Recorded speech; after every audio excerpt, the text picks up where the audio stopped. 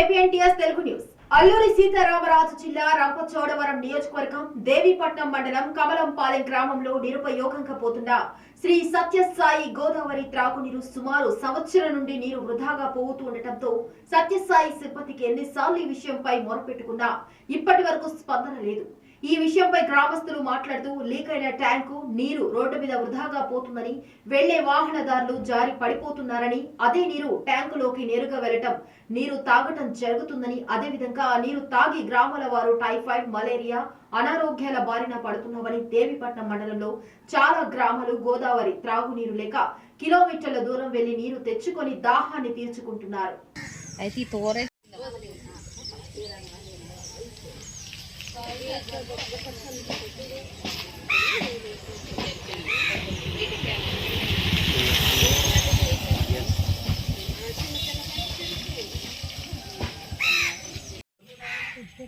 నా పేరు కృష్ణకుమారి. ఇలాగ వాటర్ లీక్ గోదావరి సత్యసాయి బాబు నీళ్ళు వృధా పోవటం వలన వాంతులు, విరోచనాలు, డెంగ్యూ ఇలాగ జ్వరాలు గట్ట వచ్చి ఊర్లోనే చాలా అల్లకొల్లం పొంది కొంచెం వీటిని కొంచెం పరిచికట్టి మాకు కొంచెం మంచిగా ఈ సత్యసాయిబాబా లీకేజ్ కొద్దిగా శుభ్రంగా చేసి ఇది చేయాలని మేము కోరుకొస్తున్నామండి. నా పేరు వెంకటలక్ష్మి అండి. మాది కమలంపాలెం గ్రామం. అయితే మాకు సత్యసాయిబాబా వాటర్ అయితే మాకు తాగడానికి అయితే ఇచ్చారు, కానీ అది వాటర్ లీకేజ్ గత సంవత్సరం నుండి జరుగుతుందండి. ఇప్పటికొచ్చి మేము చాలా మందికి చెప్పాము, ఆ సిబ్బందికి కూడా చెప్పాము. అయితే ఇప్పుడు ప్రస్తుతానికి అయితే ఆ వాటర్ ట్యాంకు మొత్తం లీకేజ్ ఉంది, వాటర్ అంతా రోడ్డు మీదకి పోతుంది. దానివల్ల మేము అదే నీరు తాగడం జరుగుతుంది, అదే వాటర్ కూడా ట్యాంక్లోకి వెళ్తుంది, అదే వాటర్ కూడా మేము తాగుతున్నాము. దానివల్ల మాకు అనారోగ్యాలు వచ్చే అవకాశం ఉంది. సేమ్ యాజ్ డే సేమ్ అదే రోడ్డు మీద ఈ వాటర్ ఇలా ప్రహరించడం వల్ల రోడ్డు మీద వెళ్ళే వాహనదారులకు కానీ ఇబ్బందిగా ఉంటుందండి. చాలా మంది జారి పడిపోతున్నారు. ఈ వాటర్ అంతా చాలా వేస్ట్గా పోతుందండి. ఇది తాగడానికి ఉపయోగించే వాటర్, మరి దీని గురించి చర్యలు తీసుకోవాలని కోరుకుంటున్నాను. పల్నాడు జిల్లా నరసరావుపేటలో నూతనంగా ప్రారంభించిన the Visakhapatnam cooperative bank branch పరిధిలో రానున్న 5 ఏళ్లలో 100 కోట్ల రూపాయల రుణాలు ఇచ్చే లక్ష్యంగా పనిచేయనున్నట్లు the Visakhapatnam cooperative bank chairman, నాఫ్కెప్ డైరెక్టర్ చలసాని రాఘవేంద్రరావు అన్నారు. సామాన్య మధ్యతరగతి ప్రజలు, చిరు వ్యాపారులు, చేతి వృత్తిదారులు, వ్యవసాయ అనుబంధ రంగాలకు విరివిగా రుణాలు ఇవ్వడం ద్వారా ఈ ప్రాంత ప్రగతిలో విశాఖపట్నం కోఆపరేటివ్ బ్యాంక్ భాగస్వామ్యం కావాలన్నదే తమ లక్ష్యమన్నారు. నరసరావుపేట పట్టణంలోని నూతన ద విశాఖపట్నం కోఆపరేటివ్ బ్యాంక్ 52వ బ్రాంచ్ లో ఏర్పాటు చేసిన విలేకరుల సమావేశంలో ఆయన మాట్లాడుతూ సభ్యుల సంక్షేమం, సమాజ శ్రేయస్సు కోసం తమ బ్యాంకు నిరంతరం పనిచేస్తుందన్నారు. 35 సంవత్సరాల నుంచి ఈ సంస్థలో ఉద్యోగిగా ఉన్నారు. విభిన్న ప్రాంతాల్లో పనిచేశారు. ఇప్పటికీ ఒంగోలు బ్రాంచ్ మేనేజర్గా మొన్నటి వరకు సేవలు అందించారు. వారిని ఈ బ్రాంచ్ మేనేజర్గా ఇక్కడ నియమించడం అనేటువంటిది జరిగింది. అట్లాగే ఇతర ఉద్యోగస్తులు కూడా వచ్చారు. వారందరూ కూడా ఈ సంస్థ అభివృద్ధిలో ప్రజలకి కమర్షియల్ బ్యాంకుల్లోకి వెళితే మన అప్లికేషన్ మనమే రాసుకోవాలి. చదువుకున్నటువంటి వారు, చదువుకోనటువంటి వారికి కూడా పరిపూర్ణమైనటువంటి సహకారం ఈ బ్రాంచ్లో లభిస్తుంది. ఎవరు ఇది బ్యాంకులోకి నేను రావచ్చా లేదా అనేటువంటిది అటువంటి పరిమితులు ఈ సంస్థలో లేవు. నిజానికి మా సిబ్బంది యొక్క ప్రత్యేకత కూడా అదే. సామాన్య ప్రజలు ఎవరైనా సరే ఆఖరికి నిరక్షరాస్యుడు కూడా తమ్మిం ప్రశ్న వేసేటువంటి వారు కూడా ఈ బ్యాంకు యొక్క సేవలను పొందడానికి ఇక్కడ అవకాశం ఉంది. ఈ అవకాశాన్ని ఈ ప్రాంత ప్రజలు ఉపయోగించుకోవాలని మేము ఏదైతే లక్ష్యంతో ఇక్కడికి వచ్చామో ఆ లక్ష్యాన్ని మరి పరిపూర్తి చేయడానికి ఈ ప్రాంతంలో ఉన్నటువంటి ప్రజలు కూడా సహకరించాలని మీ ద్వారా విజ్ఞప్తి చేస్తున్నాం. 25వ తారీఖు ఉదయం 10 గంటలకి బ్రాంచ్ ప్రారంభం. దీని తర్వాత పక్కనే ఉన్నటువంటి హాల్ పేరు ఫంక్షన్ హాల్లో సభ కూడా జరుపుతాం. ఈ బ్యాంకు యొక్క ప్రత్యేకతల గురించి వారందరికీ కూడా వివరించి అక్కడికి వచ్చినటువంటి వారందరికీ కూడా వివరించడం అనేది జరుగుతుంది. దీన్ని చిన్నం కోటేశ్వరరావు గారు, వీరు కూడా జర్నలిస్ట్గానే పనిచేశారు. విశాలాంధ్ర పత్రికలో చాలా సంవత్సరాలు, ఎన్ని సంవత్సరాలు చేశారు?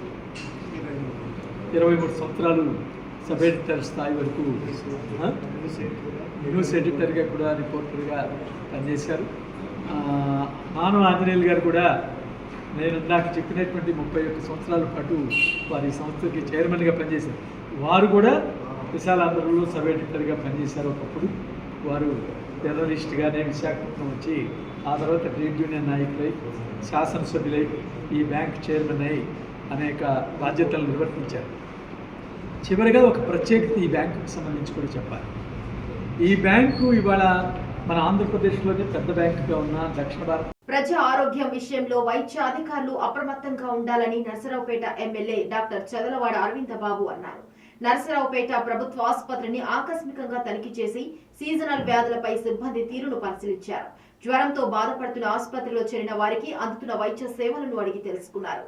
పరీక్షల విషయంలో అధికారులు అప్రమత్తంగా ఉండాలన్నారు. గత 3 నెలలుగా డెంగ్యూ, మలేరియా లాంటి వ్యాధులపై అప్రమత్తంగా ఉన్నామని, వైద్య సేవలు అందించడంలో ఎలాంటి నిర్లక్ష్యానికి తావు లేకుండా పనిచేస్తున్నట్లు వైద్యులు వివరించారు. వర్షాల కారణంగా వ్యాధులు ప్రబలే అవకాశాలు ఎక్కువగా ఉన్న నేపథ్యంలో ఆసుపత్రి సూపరింటెండెంట్, ఆర్ఎం ఆసుపత్రి సిబ్బంది అప్రమత్తంగా ఉండాలని ఎమ్మెల్యే డాక్టర్ చదలవాడ అరవిందబాబు సూచించారు. ఇవాళ నర్సాపేట 100 పడకల హాస్పిటల్లో, డిస్ట్రిక్ట్ హాస్పిటల్లో మేమందరం రావడం జరిగింది. మరి వాళ్ళు చూస్తే వైరల్ ఫీవర్స్, సీజనల్ వ్యాధులన్నీ కూడా ఎక్కువ ఉన్నాయి కాబట్టి గవర్నమెంట్ హాస్పిటల్ ఇవాళ దాదాపు 12 కేసులు ఫీవర్తో అడ్మిట్ అవ్వడం జరిగింది. ఇవన్నీ కూడా వైరల్ ఫీవర్స్. అదేవిధంగా రక్త పరీక్ష చేసిన నమూనాల్లో మరి మలేరియా కానీ, డెంగ్యూ కానీ లక్షణాలు ఏం కనపడలేదు కాబట్టి వీరందరూ కూడా పేషెంట్లు బాగానే ఉన్నారు. మరి డాక్టర్లు, సూపరింటెండెంట్ గారు, ఆర్ఎం గారు, అదేవిధంగా ఇప్పుడు మనతో పాటు ఆర్డీఓ గారు కూడా రావడం జరిగింది. మరి పేద ప్రజలు వీళ్ళందరూ కూడా వ్యవసాయం చేసుకుంటూ బతికేవాళ్ళు కాబట్టి గ్రామాల్లో ఉన్నప్పుడు ఈ వాతావరణం మారినప్పుడు వర్షాకాలంలో వైరల్ ఫీవర్స్ వస్తూ ఉంటాయి. అదేవిధంగా మీరు గమనించారు, 2 నెలల క్రితం కూడా డయేరియా ప్రోగ్రామ్ చేయడం జరిగింది. స్టాప్ డయేరియా అనే ప్రోగ్రామ్ చేయడం జరిగింది. స్టాప్ మలేరియా చేసాము, స్టాప్ డెంగ్యూ చేయడం జరిగింది. 3 నెలలు ఇవన్నీ చేయడం జరిగింది. మరి వాళ్ళు అనుకోని రీతిలో మరి సీజనల్ వ్యాధులు, వైరల్ ఫీవర్స్ రావడం జరిగింది. మరి డాక్టర్లందరూ కూడా శ్రద్ధ వహించి వాళ్ళకి అండగా ఉన్నారు. అదేవిధంగా ఈ హాస్పిటల్లోనే లభ్యమవుతాయి కాబట్టి మందులు కూడా జాగ్రత్త చేయమని చెప్పాము. ఎవరైతే ఫీవర్ ఎక్కువ ఉంటే వాళ్ళు అడ్మిట్ చేసుకొని సెలైన్ పెట్టమని చెప్పడం జరిగింది. సీజన్ వ్యాధులు ఎక్కువ కాకుండా జాగ్రత్త వహించమని మరి హాస్పిటల్లో కూడా ఫాగింగ్, అదేవిధంగా ఫెనాయిల్ చల్లటం, బ్లీచింగ్ పౌడర్ వేయటం, మరి చర్యలు కూడా తీసుకోమని చెప్పడం జరిగింది. ఇవన్నీ కూడా దగ్గరుండి మన సూపరింటెండెంట్ గారు కానీ, ఆర్డీఓ గారి దగ్గరుండి ఈ కార్యక్రమాన్ని పర్యవేక్షించారు. మళ్ళీ హాస్పిటల్కి వస్తాము. పేద వైద్యులు, పేద రోగులందరూ కూడా అండగా ఉంటామని చెప్పి తెలియజేయడం జరిగింది. ఇదంతా కూడా చంద్రబాబు నాయుడు గారు, మన ముఖ్యమంత్రి, అదేవిధంగా ఉప ముఖ్యమంత్రి పవన్ కళ్యాణ్ గారి మాటగా మరి పేద ప్రజలకి వాళ్ళందరూ కూడా చెప్పడం జరుగుతుంది. మన 100 పడకల హాస్పిటల్ ఇప్పుడు 200 పడకల హాస్పిటల్ అయింది. వాళ్ళందరూ కూడా వైద్యుల దగ్గరుండి చక్కగా పనిచేస్తున్నారు. అదేవిధంగా ఇక్కడ సదరన్ సర్టిఫికేట్ల విషయంలో కూడా కొంత సరైన జాగ్రత్తలు తీసుకోవాలి.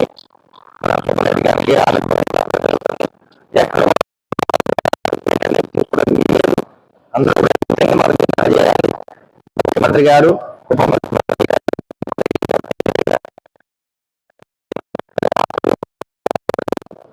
గ్రామాల్లో సమస్యలు పరిష్కరించడమే లక్ష్యంగా గ్రామ సభలకు శ్రీకారం చుట్టినట్లు నర్సరావుపేట ఎమ్మెల్యే డాక్టర్ చదలవాడ అరవిందబాబు తెలిపారు. నర్సరావుపేట నియోజకవర్గంలోని ఇస్సాపాలెం గ్రామ పంచాయతీ కార్యాలయంలో గ్రామ సభకు హాజరయ్యారు. గ్రామానికి ఏం కావాలో మనమే నిర్ణయించి ప్రభుత్వానికి అందించే మహోన్నత అవకాశం దక్కిందన్నారు. తద్వారా గ్రామ అభివృద్ధికి తీసుకోవాల్సిన ప్రణాళికలను రచించనున్నట్లు చెప్పారు.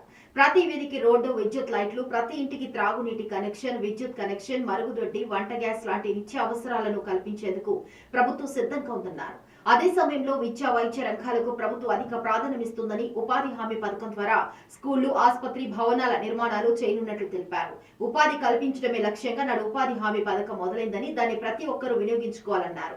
గ్రామ అభివృద్ధితో పాటు ఆర్థిక పరిపుష్టికి ఉపయోగించుకోవాలని సూచించారు.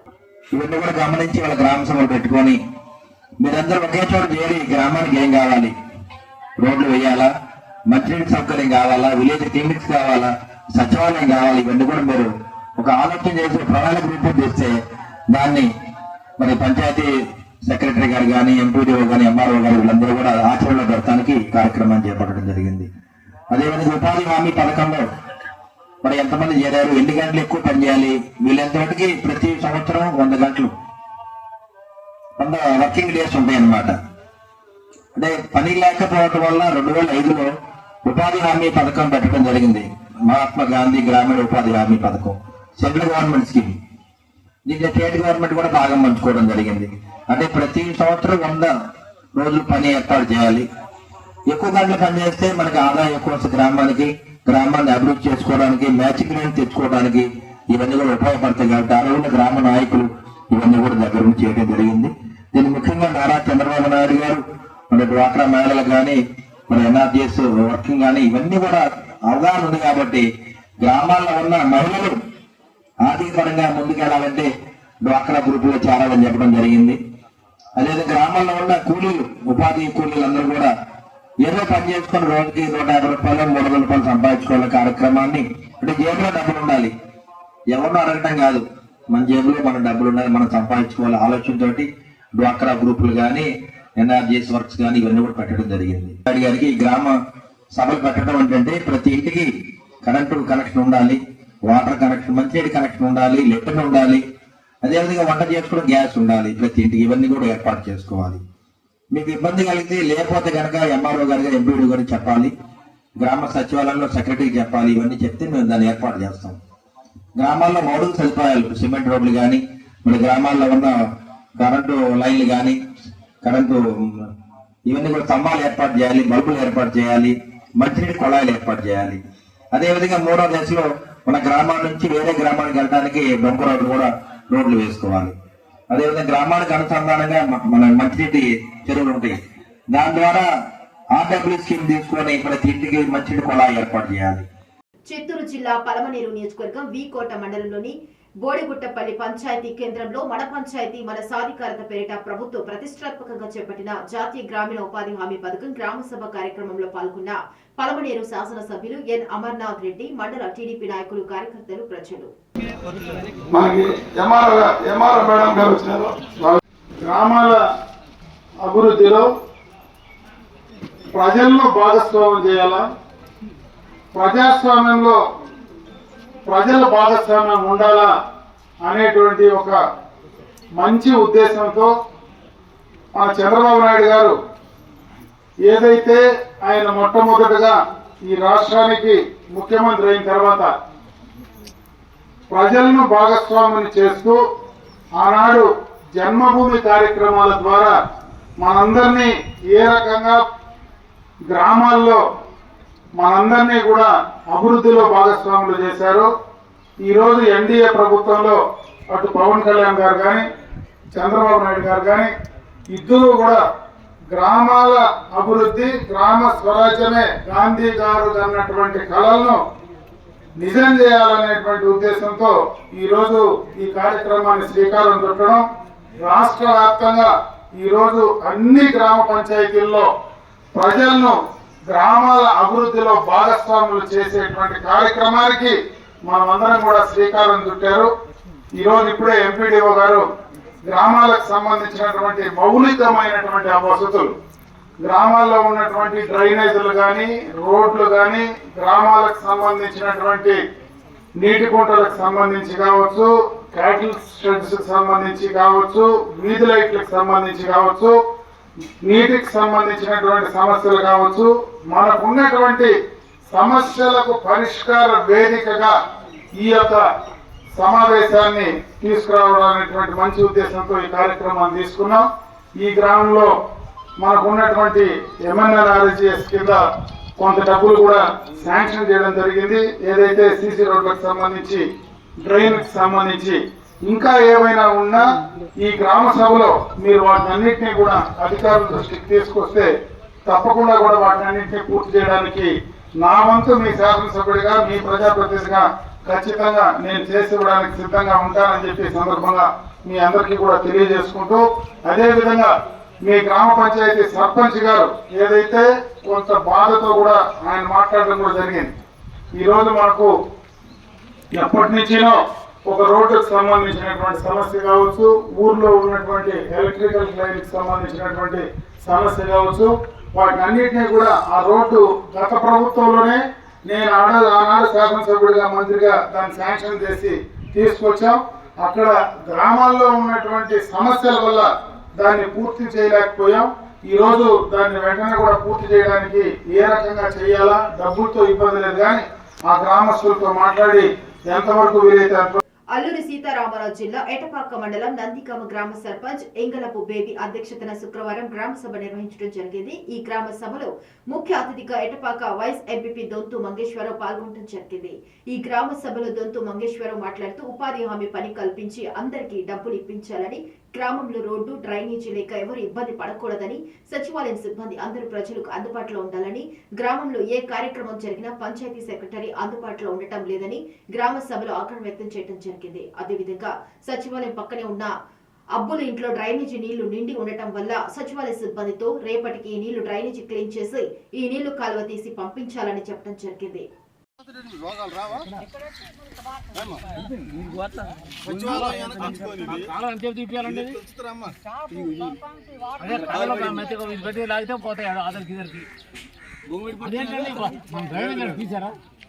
నాకు మీరు ఏం చేస్తారో తెలియదు, ఎవరికి డబ్బులు వస్తాయో రాదని నాకు అనవసరం. ఈ ఫ్యామిలీ వాళ్ళు ఇంట్లో సంసారం చేసే పరిస్థితులు, వీళ్ళ గురించి వీళ్ళు, వీళ్ళ గురించి వాళ్ళు, ఇట్లా 3 ఇళ్ళు ఇబ్బంది పడతాయి. రేపు జ్వరాలు వచ్చినా జబ్బులు చేసినా ఎవరు ప్రాణహాని. ఉపాధి హామీ పథకంలో ఉంది, వాళ్ళకి తెలుసా? వద్దన్నారు అందరం. నువ్వు బాధ్యత వహిస్తావు, గ్రామ సభలో చెప్తాను నేను.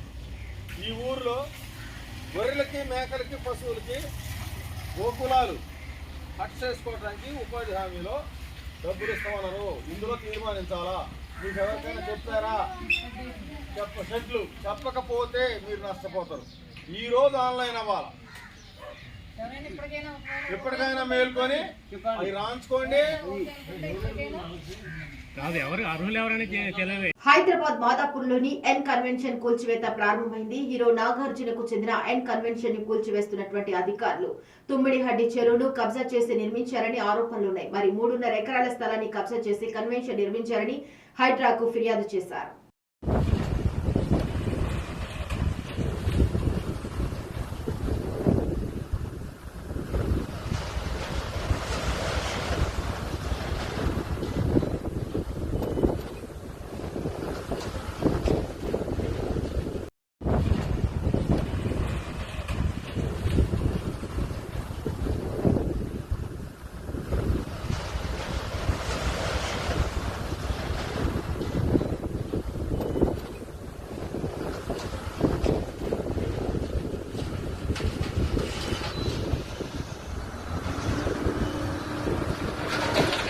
ఏలూరు నగరంలో ఈ రోజు అన్న క్యాంటీన్లను ఏలూరు పార్లమెంట్ సభ్యులు పుట్టా మహేష్ కుమార్ యాదవ్, ఏలూరు శాసనసభ్యులు బడేటి చంటి ఆర్ఆర్ పేటలో ఉన్న అన్న క్యాంటీన్ ను పరిశీలించారు. ఈ సందర్భంగా పలువురు నాయకులతో కలిసి టిఫిన్ తిన్నారు. అనంతరం పుట్టా మహేష్ కుమార్ మాట్లాడుతూ రాష్ట్ర ప్రభుత్వం పేదవాడి ఆకలి తీర్చేందుకు 230 కోట్లతో అన్న క్యాంటీన్లను ఏర్పాటు చేశారని, ఏలూరు జిల్లాలో 5 క్యాంటీన్లు పనిచేస్తున్నాయన్నారు. బడుగు బలహీన వర్గాల ప్రజల కోసం ఇవి ఎంతో ఉపయోగపడతాయని తెలిపారు. ఏలూరు శాసనసభ్యులు బడేటి చంటి మాట్లాడుతూ ఎన్నికల ముందు ఇచ్చిన హామీలను కూటమి ప్రభుత్వం నెరవేరుస్తుందన్నారు. ప్రజల కోసమే ప్రభుత్వం ముఖ్యమంత్రి చంద్రబాబు నాయుడు, ఉప ముఖ్యమంత్రి పవన్ కళ్యాణ్ల సౌజన్యంతో రాష్ట్ర అభివృద్ధి ధ్యేయంగా పనిచేస్తుందన్నారు. ఇవాళ అన్న క్యాంటీన్కి వచ్చి బ్రేక్ఫాస్ట్ చేయడం జరిగింది. ఇవాళ ఆ రోజు నందమూరి తారక రామారావు గారు 2 రూపాయల బియ్యం అని ఇన్స్పిరేషన్ తీసుకుంది. మన చంద్రబాబు నాయుడు గారు ఇవాళ అన్నా క్యాంటీన్ మళ్ళీ రీఓపెన్ చేయడం ఎంతో సంతోషంగా ఉంది. ఇవాళ అందరికి కూడా, పేదోళ్ళకి కూడా 5 రూపాయలకే బ్రేక్ఫాస్ట్ అయినా లంచ్ అయినా పెట్టే కార్యక్రమం ఈ అన్నా క్యాంటీన్. ఎంతో ఉపయోగం ఉంది అందరికీ కూడా. ఇవాళ మేము కూడా వచ్చి బ్రేక్ఫాస్ట్ చేయడం జరిగింది. ఇవాళ అన్నా క్యాంటీన్లు ఏలూరు పార్లమెంట్లో 5 అన్నా క్యాంటీన్లు ఉన్నాయి. అలాగే వచ్చే రోజుల్లో ఈవెన్ జంగారెడ్డిగూడెంలో కూడా ఒక అన్నా క్యాంటీన్ రాబోతుంది. అలాగే ఇవాళ 103 అన్నా క్యాంటీన్లు ఉన్నాయి. అలా వచ్చే రోజుల్లో ఇంకా 100 అన్నా క్యాంటీన్లు ఓపెన్ అవుతున్నాయి. ఇవాళ 236 కోట్లు ఎవ్రీ ఇయర్ గవర్నమెంట్కి 236 కోట్లు అన్నా క్యాంటీన్ కోసం బడ్జెట్లో పెట్టడం జరుగుతుంది, కేటాయించడం జరుగుతుంది. ఇవాళ బీదోళ్ళకి ఎప్పుడు కూడా మన పార్టీ టీడీపీ పార్టీ ఎప్పుడు కూడా ముందు ఉంటుంది. అదే రకంగా అన్నా క్యాంటీన్లు ఇవాళ ఉదాహరణగా మనం ముందుకెళ్తున్నాము. అలాగే ఇవాళ మీరు చూస్తే గ్రామ సభలు పెట్టారు. కూటమి ప్రభుత్వం అధికారంలోకి వచ్చిన తర్వాత హామీల్లో భాగంగా ఏదైతే ఆగస్టు 16వ తారీఖున మరి అన్నా క్యాంటీన్లు ప్రారంభించబడినాయో అవన్నీ కూడా ఏ విధంగా రన్ అవుతున్నాయని పర్యవేక్షించడానికి భాగంగా ఈ రోజున ఎంపీ గారు మరి రామచంద్రరావుపేట అన్నా క్యాంటీన్ వద్ద రావడం జరిగింది. అందులో ఆహార పదార్థాలు ఎలాగున్నాయని స్వయంగా మేమే తిని ప్రజలందరూ కూడా పేదవాడు గొప్పవాడు తినేటట్టుగా అవి ఉండాలి అనేది ఎవరైతే అనుకున్నారో అదే విధంగా రన్ అవుతున్నాయో లేదో చూద్దామన్న ఉద్దేశంతో ఇక్కడ రావడం జరిగింది. మేము ఇక్కడ ఉదయం టిఫిన్ చేయడం జరిగింది, ఇడ్లీ పొంగల్ పెడతాం జరిగింది. రెండు కూడా చాలా బాగున్నాయి.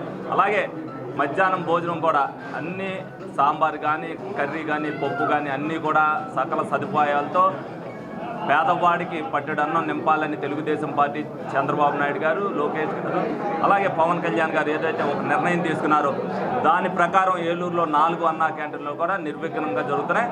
ఏదైనా